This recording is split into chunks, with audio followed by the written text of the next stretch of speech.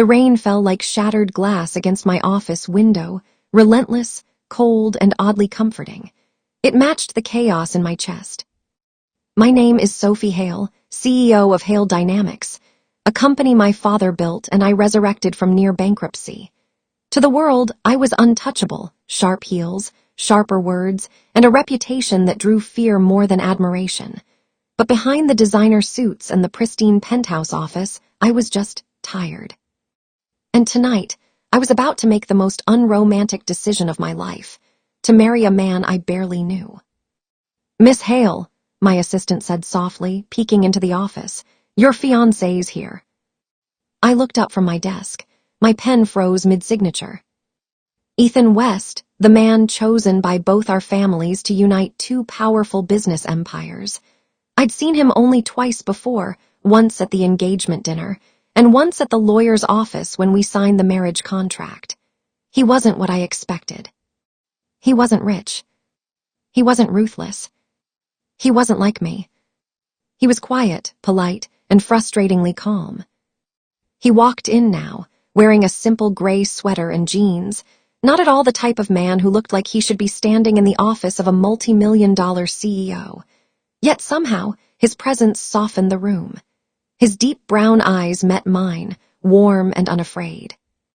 "Sophie," he greeted, voice smooth but unsure. "Ethan," I replied, standing to meet him. "You're early." He smiled, a small, genuine curve that felt disarming. Old habits. My mother used to say being early shows respect. I didn't respond. Respect was something I understood in boardrooms, not in arranged marriages. He glanced around the office, the city lights reflecting in his eyes. "You work late." "I built my life working late," I said sharply, maybe too defensively. "Some of us don't have the luxury of free evenings." He nodded, but instead of arguing, he walked to the window beside me. The silence between us stretched thin. Rain traced the glass, and in the dim reflection, I saw him studying me, not with judgment, but something far worse, understanding. "Tomorrow," he said quietly, "we get married." "Yes," I replied, my voice steady, though my heart was. "A merger between Hale and West Holdings. Our fathers will be pleased." His jaw tightened just slightly. "Do you ever think it could be more than that?" I turned to him, arms crossing over my chest. "We're not that naive, are we?" He didn't answer, just looked out at the skyline. "No," he said softly, "but maybe we're allowed to hope." For a second, I wanted to hate him for that, for the softness in his tone, for the quiet belief that there could be something genuine in this arrangement.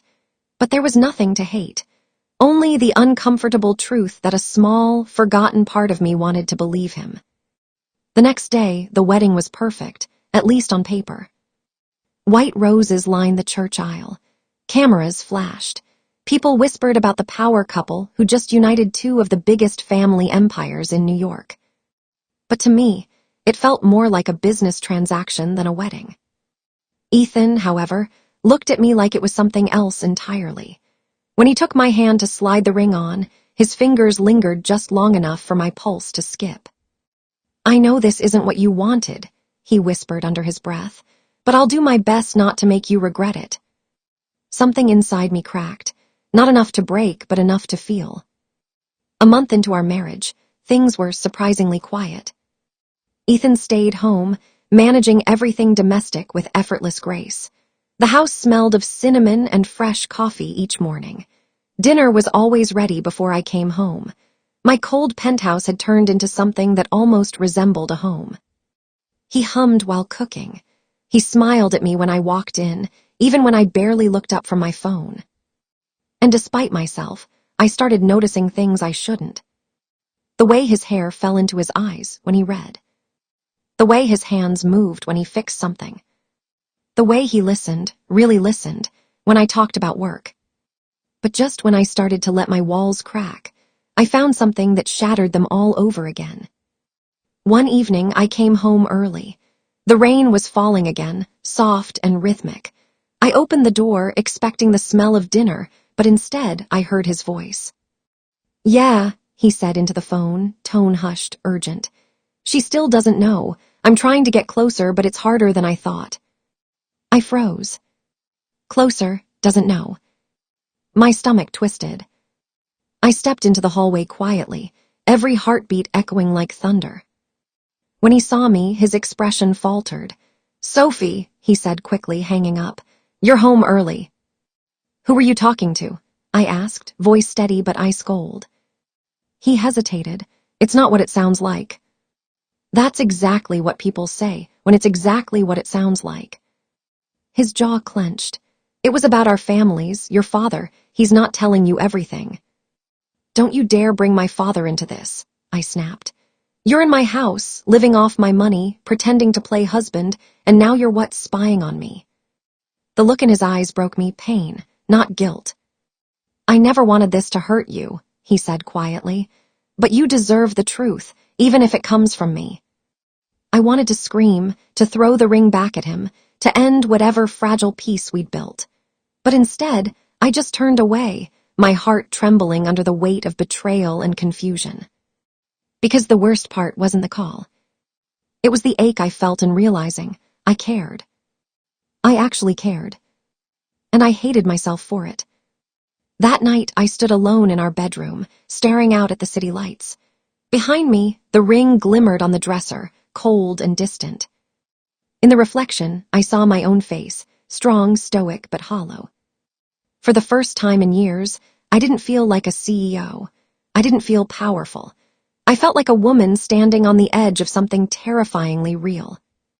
And even though I didn't want to admit it, I missed him already. The silence in the penthouse was deafening. Even the rain seemed hesitant to touch the windows tonight. It had been 3 days since I'd heard Ethan's voice in the hallway. 3 days since I caught him whispering secrets into a phone like I was the stranger in my own home. 3 days since the first time I realized my heart could hurt this much. I hadn't confronted him again. I buried myself in meetings, presentations, board approvals, anything that reminded me who I was before him. Sophie Hale, the woman who didn't need anyone. But the truth, I couldn't stop thinking about the way his voice trembled when he said, "You deserve the truth." The words haunted me. When I finally walked through the front door that Friday night, the house felt wrong, too still, too quiet. No smell of dinner, no faint sound of him humming in the kitchen. Then I saw him, sitting by the window. Shirt sleeves rolled up, staring at the skyline. The city lights painted him in silver and blue, and for a heartbeat, I forgot how to breathe. He looked exhausted. There were faint shadows under his eyes. A coffee mug sat untouched beside him. "Why are you still here?" I asked softly, unable to mask the bitterness laced in my voice. He didn't turn, "Because it's my home too." "That's debatable," I snapped. "You lied to me." He finally looked at me then, and there it was, not guilt, but sadness. "I didn't lie, I just didn't tell you everything." I crossed my arms, holding on to the last pieces of anger I had left. "Then say it, tell me everything." He inhaled, closing his eyes for a moment. "Your father," he began, voice low. "He didn't just arrange this marriage for business. He arranged it because Hale Dynamics was under investigation, quiet, internal, covered up before it went public. My family agreed to merge only if I could look into it from the inside." My heart slammed against my ribs. "You're saying he used me?" Ethan shook his head. "No, he used both of us." My throat went dry, and you agreed. "I agreed to help my family," he admitted, "but I never planned to fall in love with you." The words hit me like a storm. Fall in love with me. I wanted to laugh, scream, cry, but all that came out was a broken whisper. "You're unbelievable." He stood then, closing the space between us. "I didn't plan this, Sophie. You think I wanted to care about you, that I wanted to see you stay up late every night, pushing yourself until you broke, that I wanted to look at you and feel like I was the one who didn't deserve you." My breath caught. His voice cracked near the end, raw and real. "You betrayed me," I said, my voice trembling now. "You made me believe this us was real." "It is real," he said, stepping closer. "Everything I feel for you is real. I just didn't know how to tell you without losing you." Something inside me wanted to believe him, but the pain was louder. I took a step back. "You already lost me, Ethan." He didn't move, didn't beg. He just stood there silent, eyes glistening in the half-light, watching me like he was memorizing the moment I walked away. That night I slept in the guest room. I didn't cry, I didn't scream. I just lay there, staring at the ceiling, my heart split between the truth and the lie. And then, in the quiet, I heard soft music from the living room, the piano. Ethan was playing. The melody was slow, full of longing and apology. I didn't recognize the song, but somehow it sounded like us. I closed my eyes and let the sound wrap around me, fragile, beautiful, and utterly heartbreaking. The next morning, he was gone.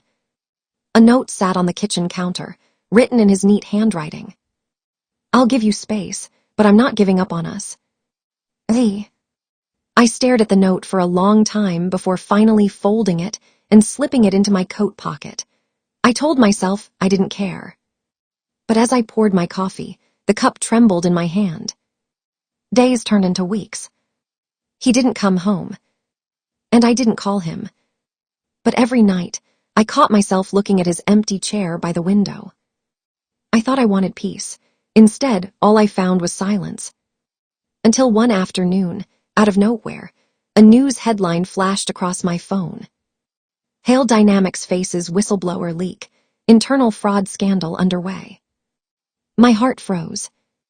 The article claimed someone from inside the company had exposed years of financial manipulation, hidden accounts, falsified reports, things only my father and a few trusted board members would know. And at the bottom of the article, the source of the leak was anonymous. But I knew. It was Ethan. He hadn't betrayed me. He'd saved me. That night, I went looking for him. Rain poured down again, blurring the streets with reflections of light and regret.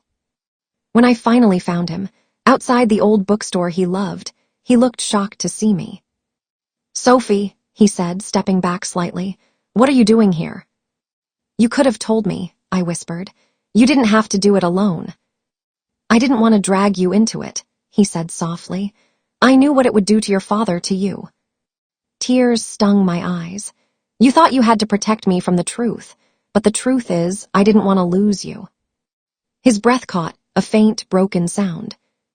For a moment, we just stood there, soaked in rain and silence. Then, without thinking, I stepped forward. And he pulled me into his arms. The rain fell harder, but I didn't care. His warmth felt like the first honest thing I'd had in months. "I'm sorry," he whispered against my hair. "I know," I breathed. "So am I." We stood there, holding on to each other like the world could fall apart any second, and maybe it already had. But for the first time, I didn't feel afraid. The storm outside mirrored the one inside my heart. It had been a week since the scandal broke, since my father resigned from the board of Hale Dynamics, and the world started whispering my name not with respect, but with pity. I lost investors. I lost headlines. I almost lost myself. But somehow, I didn't lose Ethan. He was there through the wreckage, quietly, steadfastly, standing beside me when cameras flashed and questions clawed at my skin. Not as a husband bound by duty, but as someone who had chosen to stay. The day after my father's confession went public, Ethan found me in the office, sitting in the dark. The building was silent, our empire turned hollow overnight. I sat behind the desk that once made me feel invincible, my reflection faint against the glass wall. Ethan knocked lightly before stepping in. He carried 2 mugs of coffee, one in each hand. "You look like you could use this," he said softly. I didn't look up. "You shouldn't be here. Everyone knows what happened. They'll think you came to gloat." He set the mug beside me. "Let them think what they want." Something about his calmness, that quiet, unshakable steadiness, broke through my defenses. I wanted to scream, to tell him to leave. Instead, I whispered, "You destroyed my father." He lowered his gaze. "No, Sophie, your father destroyed himself. I just refused to keep it buried." The truth stung, because I knew he was right. My father had built his empire on ambition and secrets, and I'd spent years trying to prove I was worthy of his approval. "Do you hate me for it?" Ethan asked, his voice barely a whisper. I looked up then, meeting his eyes. "No, I hate that you were right." He smiled sadly. "That's progress." I almost laughed, almost. Days passed. I stopped hiding behind the company walls and started showing up, to meetings, to interviews, to life. Ethan was always there, not hovering, not forcing, just there. He'd bring lunch to my office, fix the broken light in the kitchen, leave small notes on the fridge. "You survived worse. Don't forget to breathe. Dinner at 7. He didn't ask for forgiveness, and I didn't offer it. We just existed, quietly, carefully, like two broken things learning how to fit together again. One night, after another grueling day of damage control, I came home to find him sitting on the living room floor, surrounded by sheets of old music paper. He looked up startled. "You're early." I slipped off my heels and sat beside him. "What are you doing?" "Trying to finish this." He held up a page, lines of melody written in his neat, looping hand. "The song I played that night when you thought I'd betrayed you. It never felt complete." "May I hear it?" I asked quietly. He nodded, standing to move to the piano. His fingers brushed the keys, and suddenly the room filled with sound, soft, aching, beautiful. It wasn't perfect. Some notes trembled, but it felt alive. When he finished, I realized tears were running down my face. "That," I said, voice breaking, "that sounds like everything I've been too afraid to say." He turned to me, eyes full of something I hadn't seen in months, warmth, yes, but also hope. "Then say it," he whispered. I hesitated, my heart pounded in my throat. I don't know how. He stood, closing the distance between us. "Then don't say it," he murmured. "Show me." And before I could think, before pride or pain could stop me, I kissed him. It wasn't soft or slow. It was desperate, real, years of restraint and fear collapsing into one breath. He froze for a heartbeat, then kissed me back, gentle at first, then deeper, like he was trying to erase every hurt we'd ever given each other. When we finally pulled apart, the city lights flickered across his face. His hand stayed at my waist, as if afraid I'd disappear. "I still don't trust easily," I admitted, my voice trembling, "but I'm willing to try." He smiled, that same quiet smile that once disarmed me in my office months ago. That's all I ever wanted.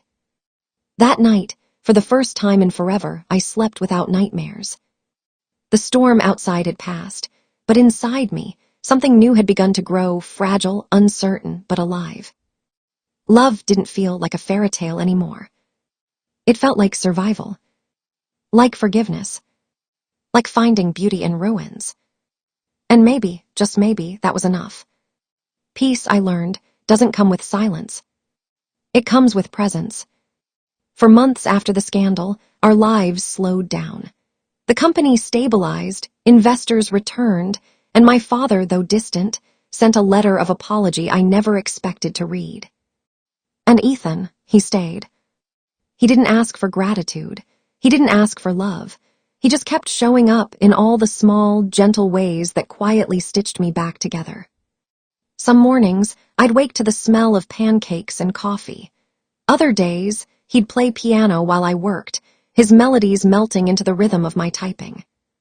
We didn't talk much about what had happened, the lies, the pain, the betrayal, but somehow we didn't need to. Sometimes love doesn't heal with words. Sometimes it heals with staying. One Sunday, we decided to drive out of the city. No phones, no deadlines, just the open road and the sound of the wind. The sky was soft that day, a watercolor of gold and pale blue. Ethan drove with one hand on the wheel, the other resting on the open window, his hair tousled by the breeze.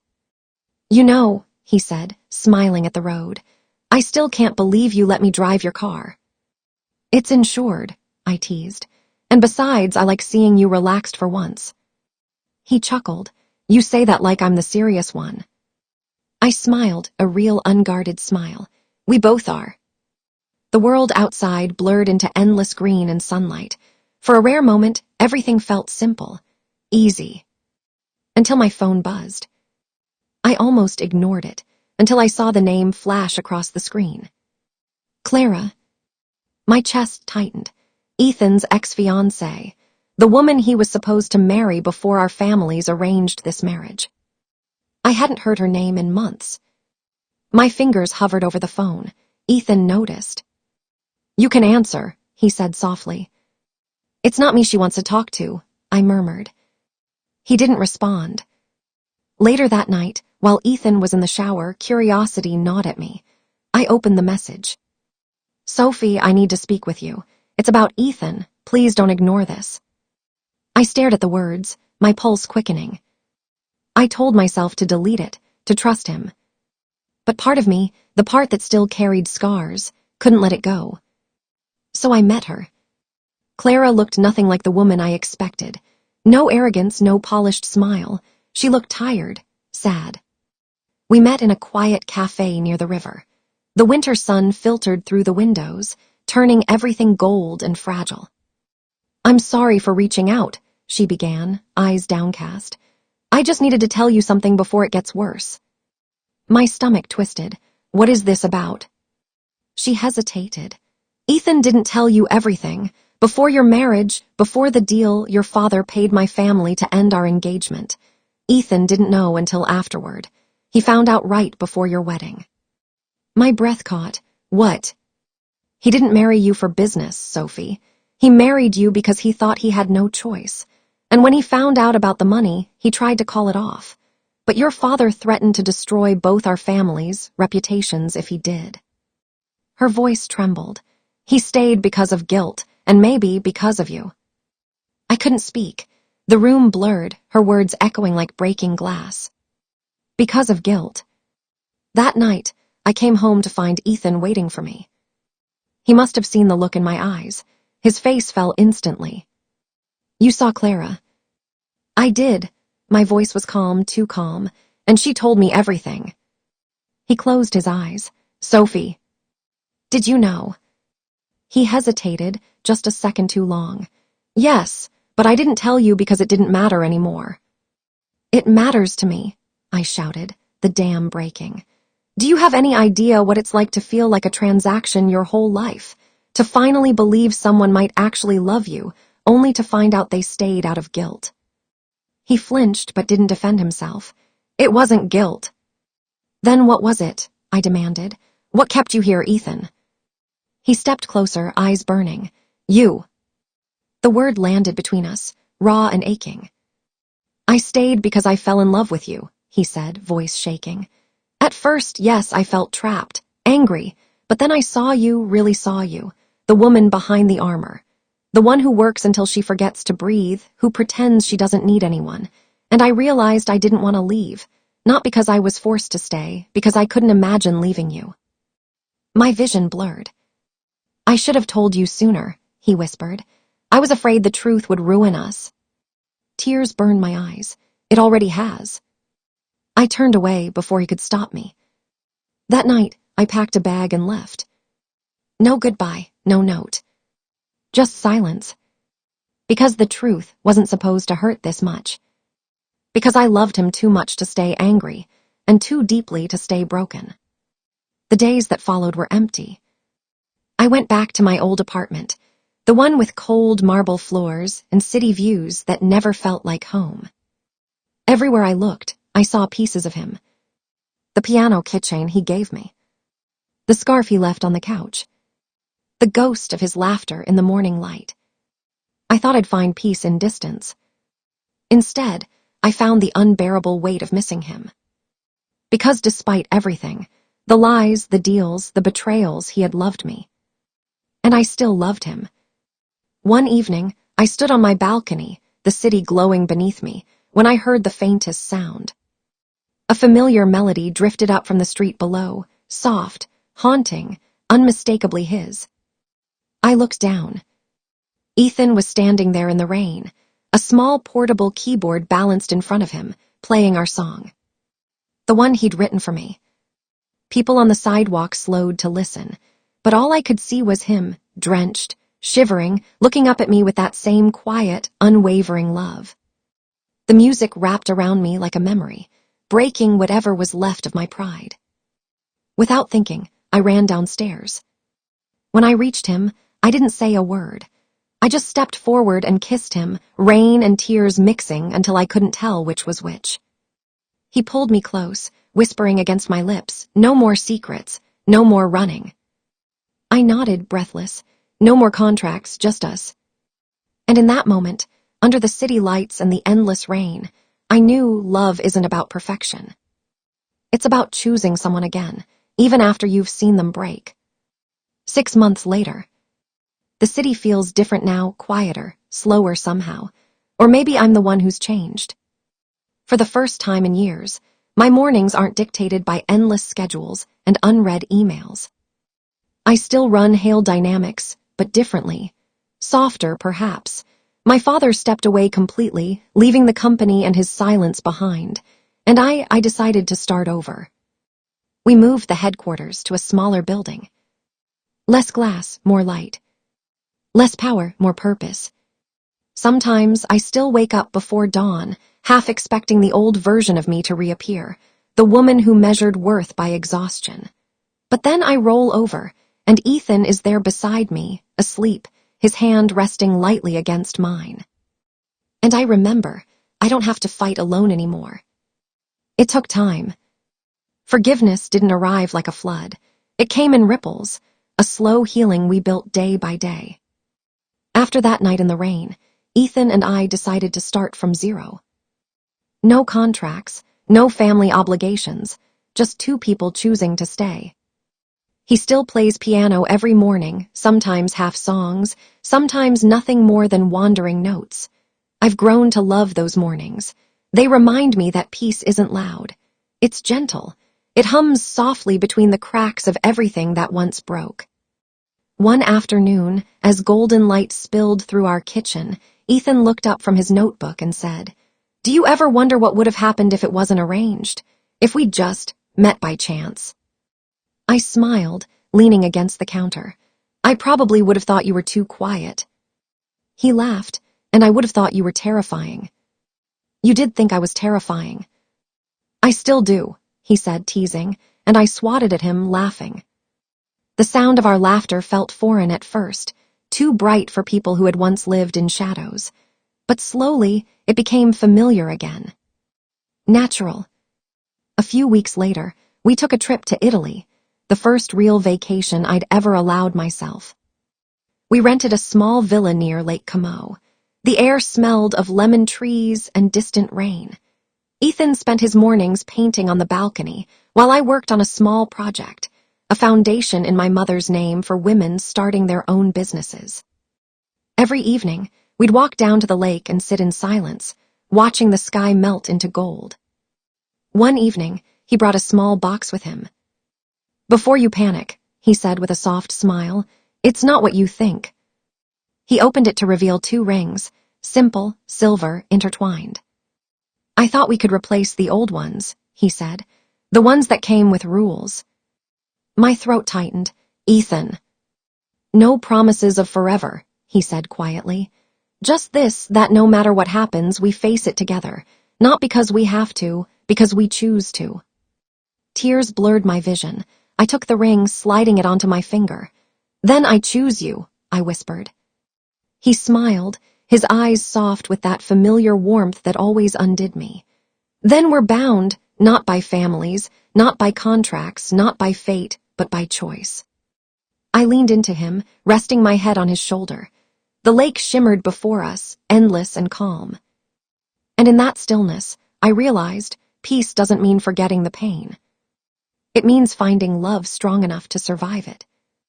Now, when people ask how we met, I don't tell them about the merger, the scandal, or the heartbreak. I just smile and say, "We were strangers once, until life gave us a second chance to choose each other." Because love, real love, isn't born from perfection.